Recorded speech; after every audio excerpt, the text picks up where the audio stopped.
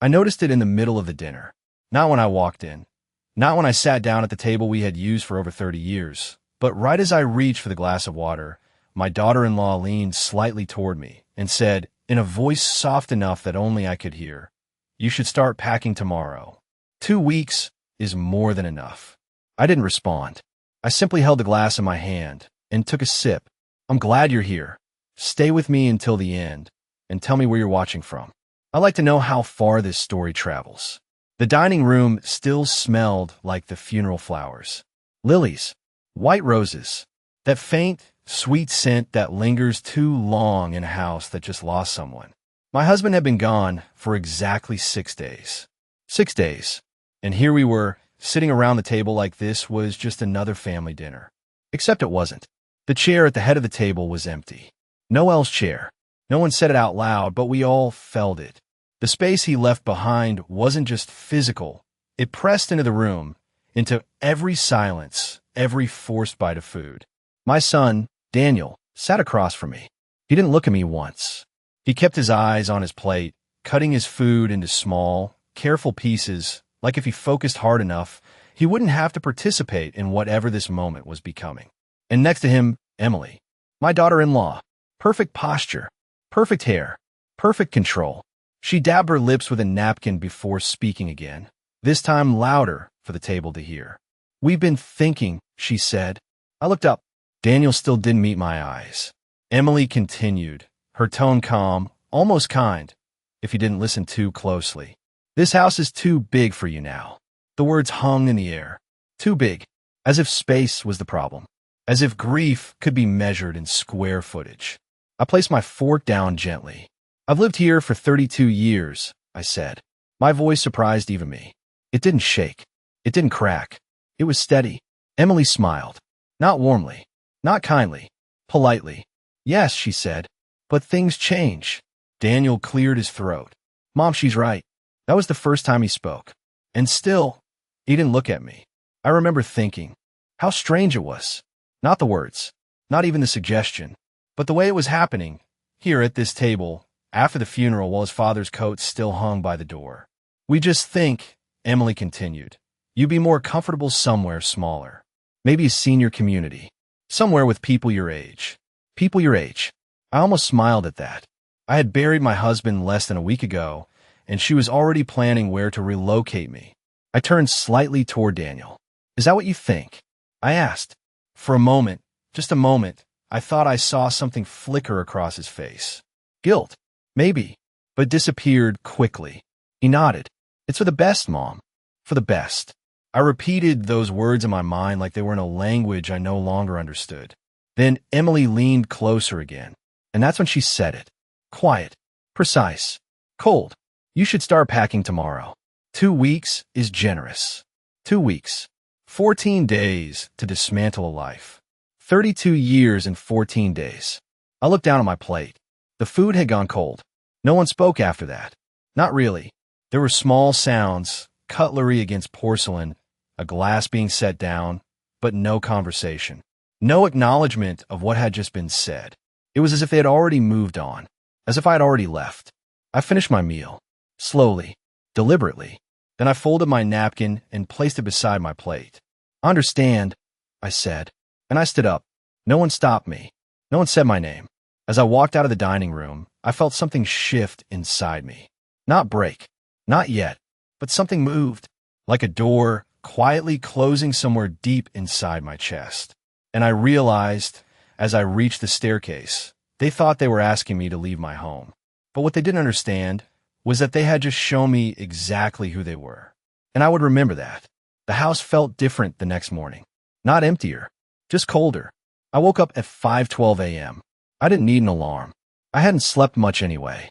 The kind of sleep where your eyes close, but your mind keeps walking through the same room over and over again. The ceiling above me looked unfamiliar, even though I'd stared at it for decades. Noel used to wake up before me. Every morning, he would move quietly, careful not to disturb me, though I always woke the moment he left the bed. I used to pretend to stay asleep just to hear the small sounds, his footsteps, the coffee machine starting, the soft hum of the kitchen coming to life. This morning, there was nothing. No footsteps. No coffee. No him. I sat up slowly. The other side of the bed was still perfectly made. I hadn't touched his pillow since the night he passed. It still held the faint scent of his cologne. Something warm. Familiar. Steady. I pressed my hand against it for a moment, then pulled away. There are things you learn not to hold on to for too long. Downstairs, the house was silent. Not peaceful. Silent. There's a difference. Peace feels like a choice. Silence like this feels imposed. I walked into the kitchen and turned on the light. Everything was exactly where I had left it the night before. The dishes were clean. The counters wiped down. The chairs pushed in neatly. But something had changed. Not the house. The way I existed in it. I opened the cabinet to reach for a cup. And paused. The shelf looked rearranged. The mugs Noel and I used every morning. Ours had been moved to the back. In their place were new ones. Matching. Modern. Emily's taste. I stood there for a few seconds, my hand still resting on the cabinet door. Then I reached past them and took my mug anyway. The one with the small chip on the rim. The one Noel refused to throw away. Coffee tasted different that morning. Not because of the coffee. Because of the silence. Around 7:30, I heard footsteps upstairs. 2 sets.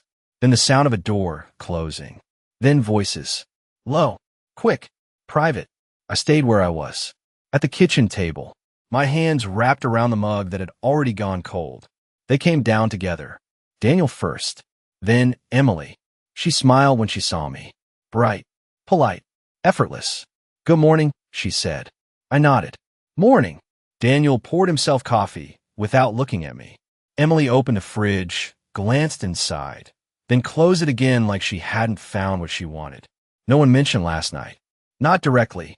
We have a few things to take care of today, she said casually, adjusting her sleeve. Some paperwork. Appointments. Paperwork. The word lingered. I looked up. What kind of paperwork? She didn't hesitate. Oh, just organizing things. You know how it is after, she gestured vaguely. Everything. After everything. That was how she referred to my husband's death. Daniel finally spoke. We're just trying to make things easier, Mom. Easier. I nodded slowly. Of course. I didn't ask more questions. Not then, because something inside me had already begun to understand. Not fully, not clearly, but enough. After they left, the house became quiet again. I sat at the table for a long time. The clock on the wall ticked louder than usual. Or maybe I just noticed it now. Tick, tick, tick. Then I stood up, and I walked through the house. Slowly, deliberately. The living room. Still arranged the way Noel liked it. His chair angled slightly toward the window. The blanket folded over the armrest. The hallway. Family photos lined the wall. Holidays, birthdays, small moments frozen in time. I stopped at one. Daniel, about 8 years old, sitting on Noel's shoulders, both of them laughing. I reached out, but didn't touch the frame. Upstairs. Our bedroom. The closet door was slightly open. I stepped closer. And that's when I noticed it. A section of Noel's clothes, missing.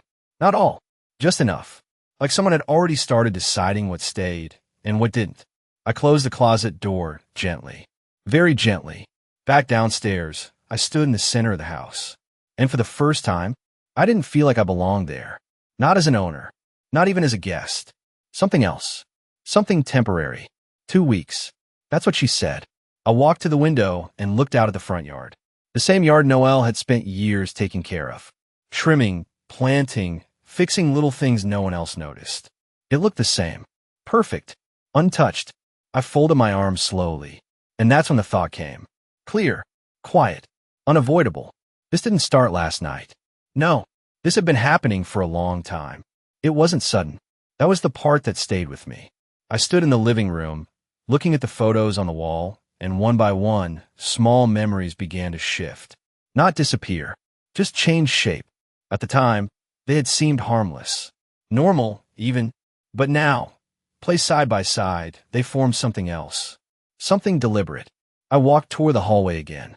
Slower this time. More careful. As if the house might reveal something if I didn't rush it. The first thing I remembered was the locks. It had been about 3 months ago. Emily had mentioned it casually over dinner. We should update the security system, she said. You never know these days. Daniel had agreed immediately. Of course he did. He always did. A week later, someone came by to install new locks. New codes. New keys. I remembered standing in the kitchen while the technician explained everything. Emily listened closely. Daniel nodded. And me? I smiled, because no one had asked me for my opinion. Don't worry, Emily had said, almost as an afterthought. We'll give you the new code. Will. Not now. Later. I never asked again. Then there was the study. Noel's study. After he passed, I had gone in once. Just once. The room still smelled like him. Paper, wood, that faint trace of aftershave he always used. I had stood there for a long time, not touching anything, just being there. The next day, the door was closed. Locked. I remember standing in front of it, my hand resting lightly on the handle. It didn't turn. Oh, Emily had said when I mentioned it. We're just organizing some of his documents. It's a bit messy in there. Organizing. I nodded. Of course I did. Now, standing in that same hallway, I looked at the door again.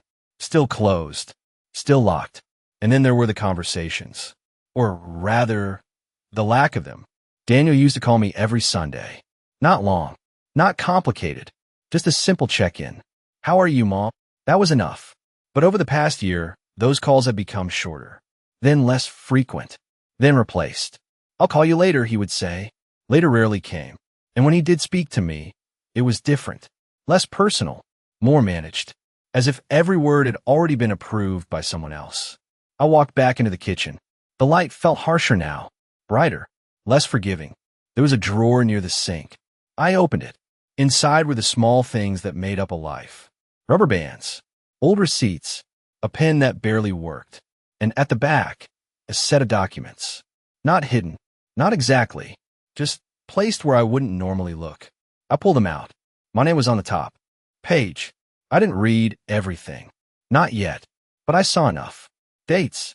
Signatures. My signature. I frowned slightly. I didn't remember signing this. Or maybe I did. In a different moment. A distracted one. A grieving one.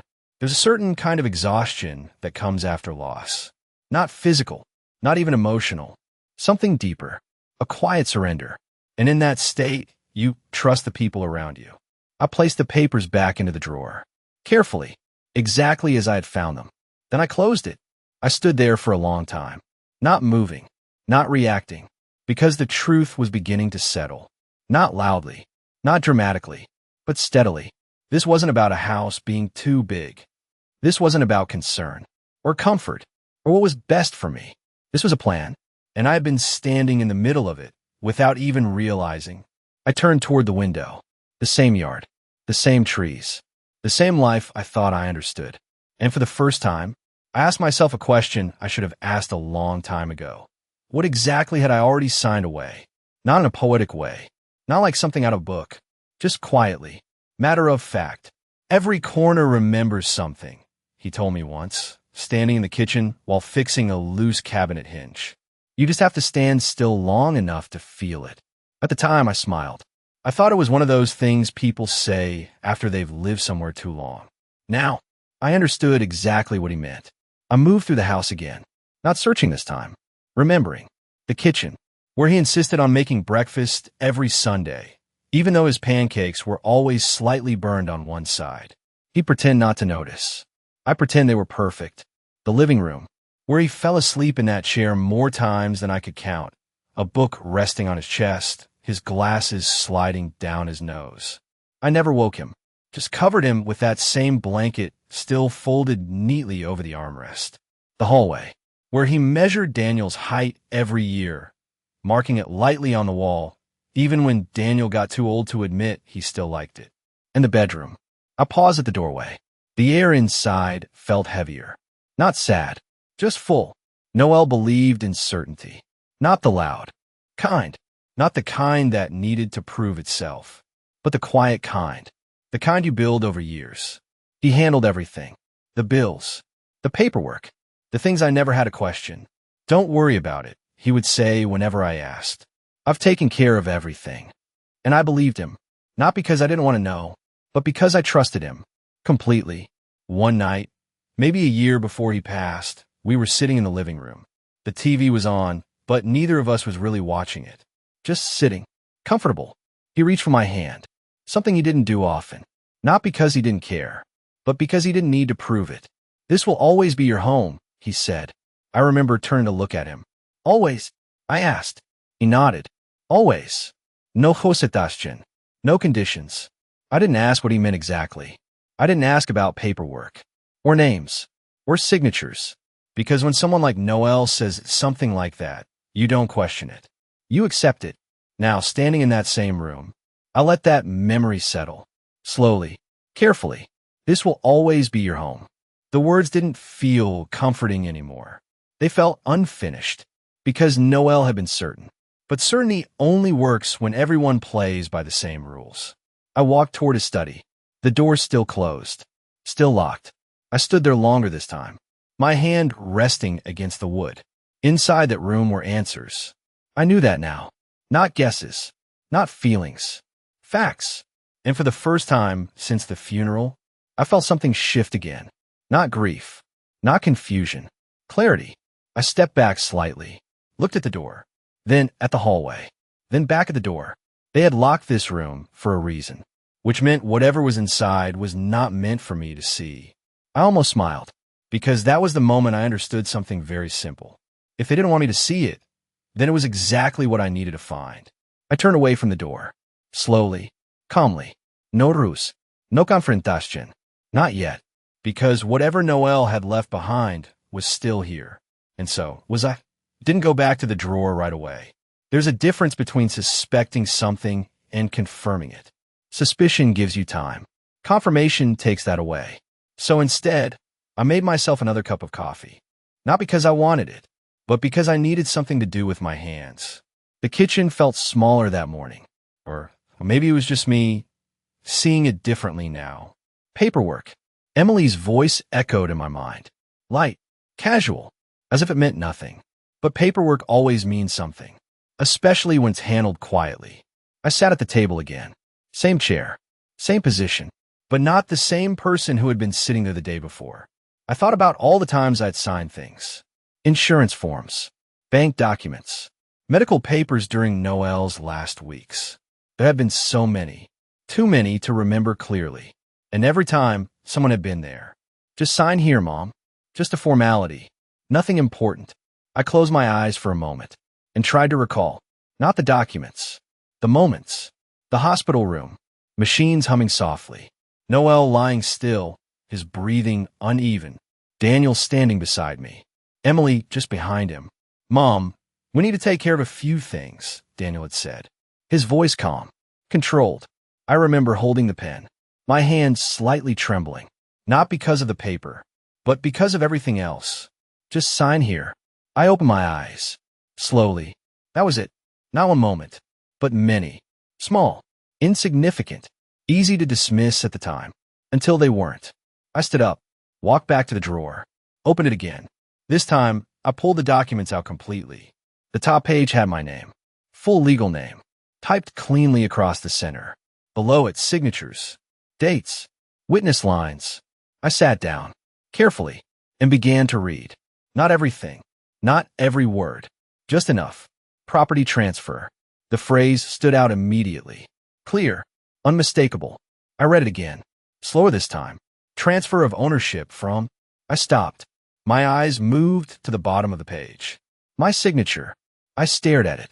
It was mine. There was no doubt about that. The same curve in the L, the slight tilt at the end. But I didn't remember signing this. Not like this. Not knowingly. I flipped the page. Another document. Another signature. Power of attorney. My hand tightened slightly against the paper. Granted, too, I didn't need to read the name twice. Daniel. Of course. I leaned back in the chair, the wood pressed against my spine. Solid. Real. Because suddenly, everything made sense. The locks. The study. The quiet conversations. The way decisions had been made without me. I hadn't been excluded. I had been replaced. Legally. Quietly. Efficiently. I looked down at the papers again. There was no anger. Not yet. Just a slow, heavy understanding. They didn't need to ask me to leave. They had already made it so. I didn't belong there anymore. On paper, I placed the documents back on the table. Not in the drawer this time. Out in the open. And I sat there, hands resting flat against the wood. I steady, because something inside me had changed again. Before, I had been confused. Then, I had been suspicious. Now, I knew. And knowing is different. Knowing doesn't rush. It doesn't panic. It waits. I looked toward the hallway, toward the locked door of Noel's study. If they had gone this far, then whatever was inside that room would matter even more. I stood up slowly, not to confront them, not to call anyone, not yet, but to take the first real step in understanding exactly what they had done. I didn't expect anyone to come. That was the truth. After everything I had seen that morning, I assumed the rest would unfold quietly, behind closed doors, without witnesses. So when the doorbell rang, I paused. I wasn't afraid, just surprised. The sound echoed through the house. Sharp, out of place. I walked to the front door slowly, not rushing, not hesitating either. When I opened it, I recognized him immediately. "Mrs. Carter," he said gently. "Martin Reynolds, Noel's attorney." He looked older than I remembered, or maybe just more serious. The kind of expression people wear when they carry information they don't want to deliver. "I'm sorry to come by unannounced," he continued. "I was in the area and thought it might be a good time to check in." Check in. I stepped aside. "Of course. Please come in." He walked into the house slowly, his eyes scanning the space in a way that told me he already sensed something was off. We sat in the living room, Noel's chair still angled toward the window. Untouched, Martin glanced at it briefly, then looked back at me. "How are you holding up?" he asked. It was a polite question, a necessary one. "I'm managing," I said. He nodded, but he didn't believe me. There was a pause, not uncomfortable, just measured. Then his eyes shifted slightly, toward the hallway, toward the study. "Have you had a chance to review Noel's estate documents?" he asked. There it was. I didn't answer immediately. Instead, I watched him, carefully. "No," I said finally. "I haven't." Another pause, longer this time. "That's unusual," he said quietly. I tilted my head slightly. "Is it?" He leaned forward just a fraction, not aggressively, just enough to show this mattered. Given the structure Noel had in place, I would have expected certain things to be clarified by now. Certain things. I felt something inside me settle. Deeper. More solid. "I found some documents this morning," I said. "Property transfer. Power of attorney." Martin's expression didn't change immediately, but I saw it. That small shift. That tightening around the eyes. "Did you sign them recently?" he asked. I shook my head. "Not that I remember. Not clearly." He nodded slowly. "May I see them?" I stood up without a word, walked to the kitchen, picked up the papers I had left on the table, and brought them back. He took them carefully, like they mattered, like they had weight. Because they did. The room went quiet as he read. I didn't interrupt, didn't ask questions. I just watched. His eyes moved across the pages quickly at first, then slower, more deliberate. When he reached the final page, he stopped, held it there for a moment, then lowered the papers. "This shouldn't have happened," he said. The words were quiet, controlled, but clear. I felt my fingers tighten slightly against my lap. "What do you mean?" I asked. Martin looked at me directly now. "Noel's estate plan was very specific," he said. "The house, the assets, everything was structured to ensure your lifetime control. Lifetime, not temporary, not conditional. Control." I didn't speak. I didn't need to, because I already understood what he was about to say next. "These documents," he continued, tapping lightly on the papers, "suggest that authority was transferred under circumstances that raise serious concerns." Circumstances. A careful word. A lawyer's word. "Are you saying they're invalid?" I asked. He didn't answer immediately. "Not necessarily," he said, "but I am saying they need to be examined very carefully." I leaned back slightly, because now everything was aligning. Not just what I had felt, not just what I had suspected, but something real, something solid. Proof. "They told me to leave," I said. 2 weeks. Martin didn't react dramatically. He didn't need to. "That would be premature," he said. Premature. Another careful word. I almost smiled, because suddenly, for the first time since that dinner, I wasn't alone in this. I wasn't imagining things. And more importantly, I wasn't powerless. Martin placed the documents neatly on the table. "Mrs. Carter," he said quietly, "I think it would be wise if you didn't make any immediate decisions." I nodded. "I won't, because I already knew. I wasn't leaving that house in 2 weeks. Not like this. Not without understanding everything. And definitely not without responding." Martin didn't rush. That was the first thing I noticed. He didn't react with shock. He didn't raise his voice. He didn't say words like fraud or illegal. He just slowed down, carefully placed each document back in order, aligned the edges, pressed them flat against the table. It was the kind of behavior that told me something important. This wasn't simple, and it wasn't new. "How long has Daniel been handling your financial matters?" he asked. The question was calm, neutral, but it carried weight. "Not long," I said. "Maybe the last few months." "Toward the end." Martin nodded slightly. "And before that?" "Noel," I said. "Of course. Always Noel." Martin leaned back, considering. "And Emily?" he asked. There it was. I felt something shift again. Not surprise. Recognition. "She was involved," I said carefully. That was the polite version. The truth was, she was always there. At the hospital. At the table. Standing just behind Daniel. Close enough to hear everything. Quiet enough to say nothing. But present. Always present. Martin's gaze didn't leave mine. "Involved how?" he asked. I thought about it. Not emotionally. Not reactively. Precisely. "She didn't speak much," I said. "But she listened." That seemed to matter. Martin nodded once. Slowly. "That aligns," he said. "Aligns." Another careful word. I folded my hands together. "What exactly are you seeing?" I asked. This time, he didn't avoid the answer. "These documents suggest a transfer of authority executed during a period when you may not have been in a position to fully evaluate what you were signing." I didn't interrupt. "Combined with the timing," he continued, "and the level of access granted, it creates a situation where one party gains complete control." One party, not two. I didn't ask who. I already knew. "Daniel wouldn't do that," I said. The words came out automatically, not because I was certain, but because I needed to say them. Martin didn't argue. "He may not believe he did," he said. That answer stayed with me. May not believe. Meaning, someone else understood it better. Someone else guided it. Someone else planned it. I exhaled slowly. "Emily," I said. It wasn't a question. Martin didn't confirm it directly. He didn't need to, but he didn't deny it either. "In situations like this," he said carefully, "influence often comes from the person who is most attentive to the details." Attentive. I almost smiled again. Emily had always been attentive. To everything. To how things looked. To how people behaved. To what could be adjusted. Even small things. Like the mugs in the cabinet. Or the arrangement of furniture. Or the way conversations shifted when she entered the room. She didn't force anything. She redirected. Quietly. Consistently.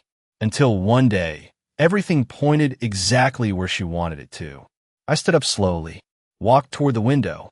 The yard looked the same, but I didn't see it the same way anymore. "She knew," I said. Martin didn't respond. "She knew what those documents meant," I continued. Still no interruption. "And she made sure I signed them anyway." This time he spoke. "It's possible," he said. Possible. Another careful word. But I heard the truth underneath it. I turned back toward him. "What happens now?" I asked. That was the first real question. Not about the past. About what comes next. Martin folded his hands. "That depends on you," he said. I waited. "We can review everything. Challenge what needs to be challenged. Reestablish control where appropriate. Reestablish. Take it back. Legally. Cleanly. Without noise. Without emotion. Just precision." "And I asked. Martin's expression didn't change. "That depends on how far you want to go." I nodded slowly, because now, for the first time, I understood the full shape of it. This wasn't just betrayal. It was strategy. And if they had planned this carefully, then so would I. I didn't confront them that day. That would have been the obvious move. The emotional one. The predictable one. And for the first time in a long time, I had no interest in being predictable. Martin left shortly after. Not in a hurry, but with purpose. "I'll begin. Reviewing everything," he said at the door. "In the meantime, observe." Observe. I nodded, because that was something I could do. I had been observing for years. I just hadn't known what I was looking at. The house was quiet again after he left, but it didn't feel the same. Before, the silence had felt heavy. Now it felt useful. I walked back into the kitchen. The documents were still on the table, exactly where we had left them. I gathered them, slowly, carefully, not hiding them. Not yet, just holding them long enough to understand one simple truth. These weren't just papers. They were leverage. I placed them back in the drawer, but not the way they had been before. This time, I knew exactly where they were and why. Around noon, I heard the front door open. Voices, laughter, light, easy, as if nothing had changed.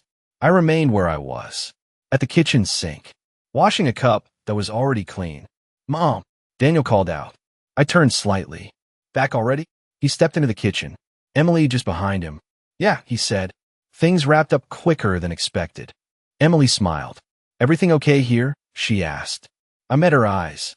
"Of course," I said, and I meant it, because something was okay now. Not the situation, not the house, but me.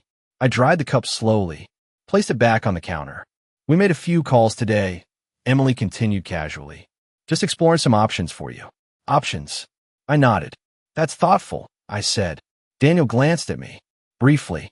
"You don't have to worry about anything, Mom," he added. I almost smiled. "I'm not worried," I said. And for the first time, that was true. Because worry belongs to people who don't understand what's happening. And I understood now.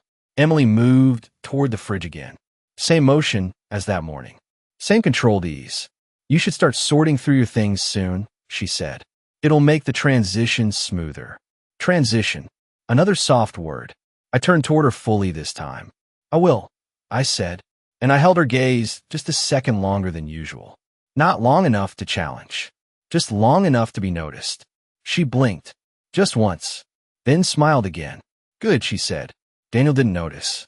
He was already looking at his phone, always just slightly distracted, just slightly removed. I turned back to the sink. "Dinner tonight?" I asked. It was a simple question. Normal. Expected. Emily answered. "Something light," she said. "We have a few more things to handle later." Of course they did. There were always things to handle. Paperwork. Appointments. Decisions. All moving forward. All without me. Or so they thought. That evening, I set the table like I always had. 3 plates. 3 glasses. Everything in its place. Routine is a powerful thing. It makes people comfortable. It makes them careless. And I needed them careless. We ate in relative silence. No mention of the documents. No mention of the house. Just small talk. Safe topics. But I watched. Every glance. Every pause. Every word that didn't quite match the moment. Emily spoke more than usual. Filling the space. Controlling the rhythm. Daniel followed. As he always did. And I listened. Not as a mother. Not as someone being asked to leave. But as someone who finally understood the game being played. And was no longer playing by their rules. That night, I went upstairs. Closed the bedroom door. Sat on the edge of the bed. The same bed. The same room. But not the same woman. I reached for the lamp. Turned it off. And sat there in the dark. Because plans don't need noise. They need clarity. And for the first time since Noel passed, I had that. I left the house the next morning at 9:10. Not earlier. Not later. Routine matters. If you change it too quickly, people notice. I wore the same coat I had worn to the grocery store a week before. Carried the same handbag. Moved at the same pace. Nothing unusual. Going out, Emily asked from the kitchen as I reached for my keys. I turned slightly. "Just a few errands," I said. She nodded. "Let me know if you need anything," she added. I almost smiled. "I will." I stepped outside, closed the door behind me, and for the first time since that dinner, I felt air, real air, not filtered through silence, not shaped by someone else's expectations, just space. I didn't go to the grocery store. I drove downtown, same route Noel used to take when he handled things I never had to think about. The bank was exactly where it had always been. Nothing had changed, which made it easier. Familiar places don't ask questions. I parked, sat in the car for a moment, hands resting lightly on the steering wheel. Not nervous, not hesitant, just precise. Then I stepped out. Inside, the air smelled faintly of paper and polish. Quiet conversations. Soft footsteps. Order. I approached the front desk. "I'd like to speak with someone about my accounts," I said. The woman behind the desk smiled politely. "Of course. Do you have an appointment?" "I don't." "That's fine. One moment." She made a call, spoke quietly, then gestured toward an office down the hall. "Mr. Henderson will see you." I nodded, walked down the hallway, each step steady, measured. Mr. Henderson stood as I entered. "Mrs. Carter," he said, offering his hand. I recognized him. He had met with Noel several times over the years. "Please sit," he said. I did. He waited.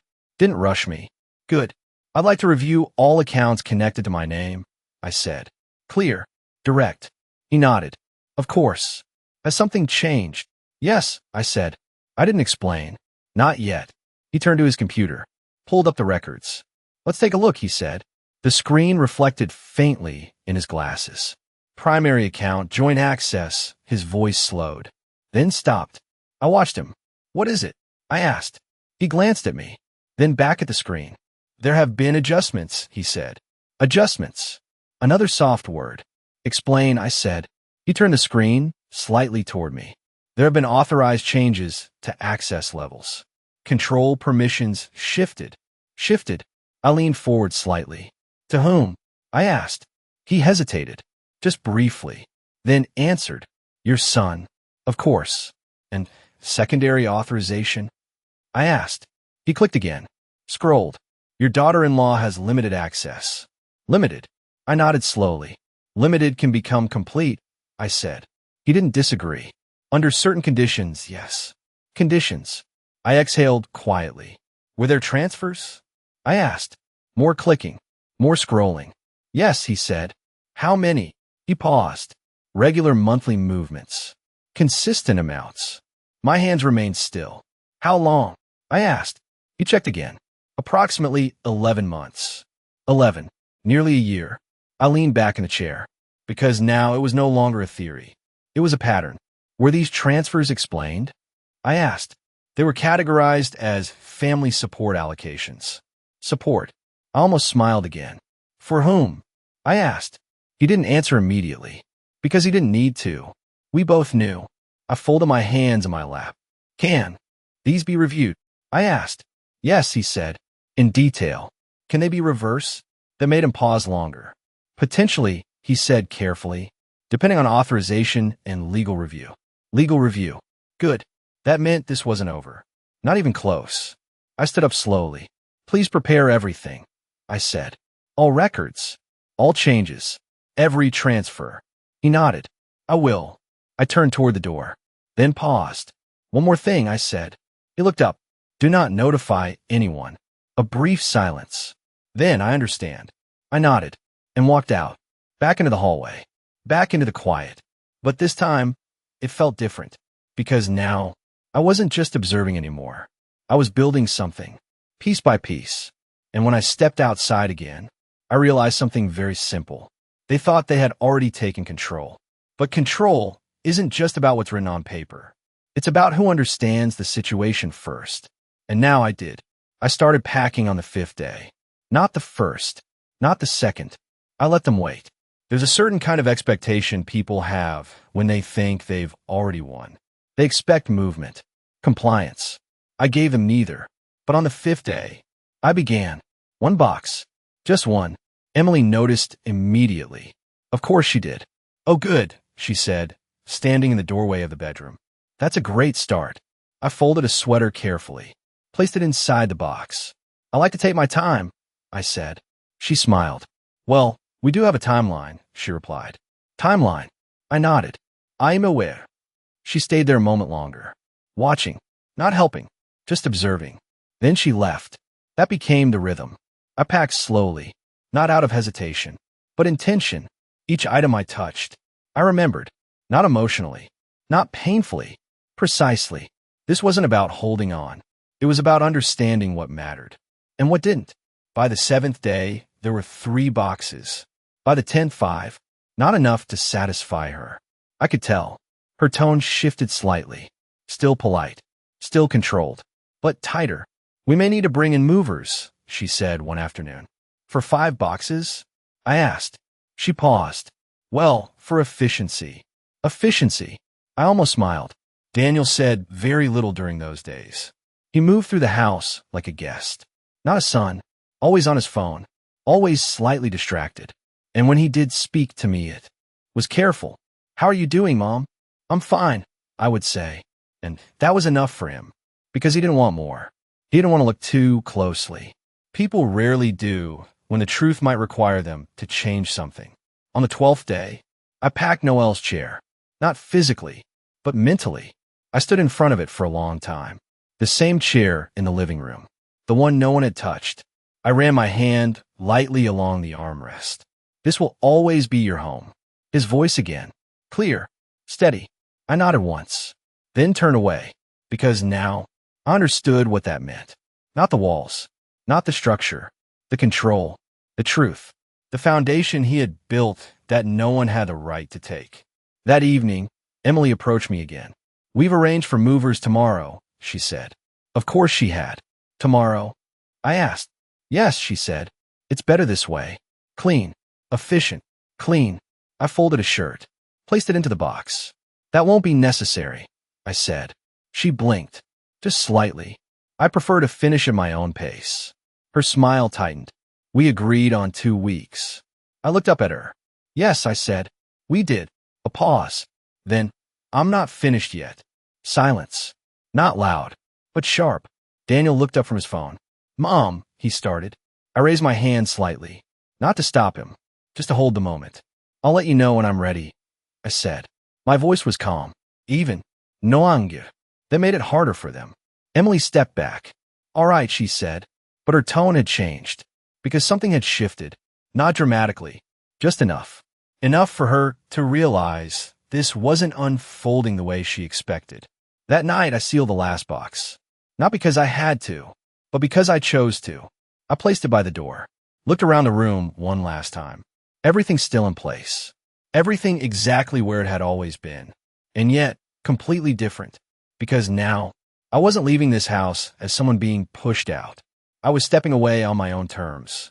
And more importantly, with something they didn't realize I had. Time. I didn't wait until the 14th day.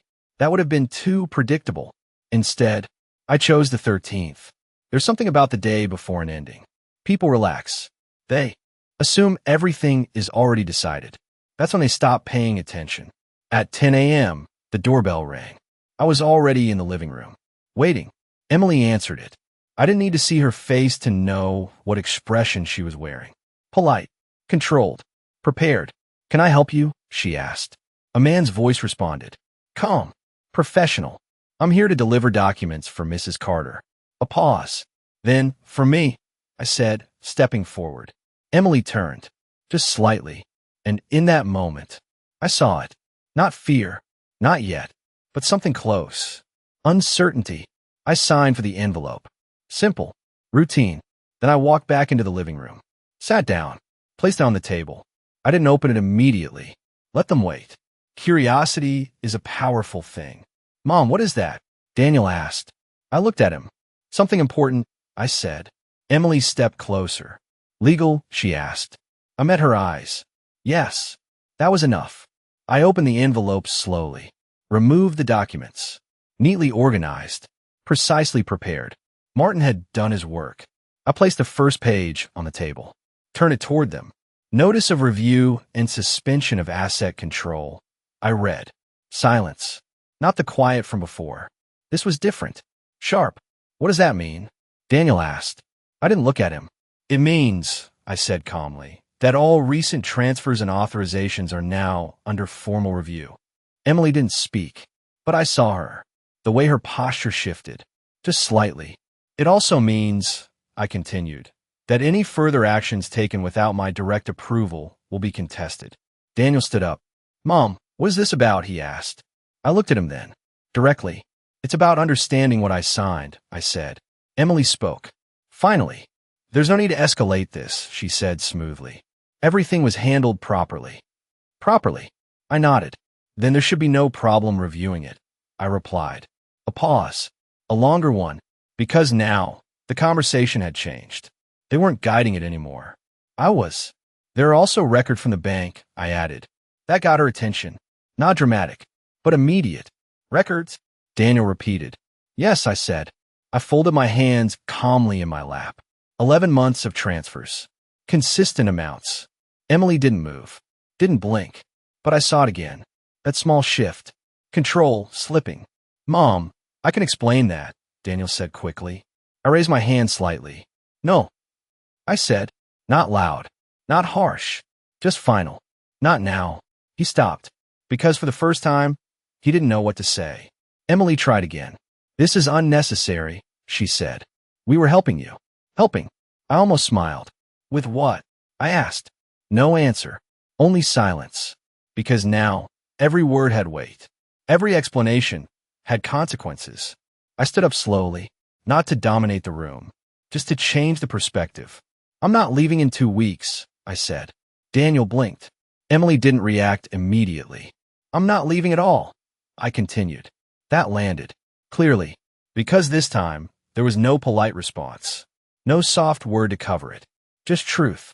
This house, I said calmly, was structured to remain under my control. I let that sit, then added, and now we're going to make sure it is. The room felt smaller. Not physically, but in the way tension compresses space. Emily took a step back. Daniel looked between us. Confused. Caught. And for the first time, I saw something I hadn't seen before. Not distance. Not indifference. Fear. Not of me, but of what this meant. Of what had already happened. And what might come next. I gathered the documents. Held them lightly in my hand. Because they weren't heavy. Not anymore. Lunch is at 1, I said calmly. As if nothing had happened. Then I turned and walked out of the room. Leaving them there. With something they hadn't expected.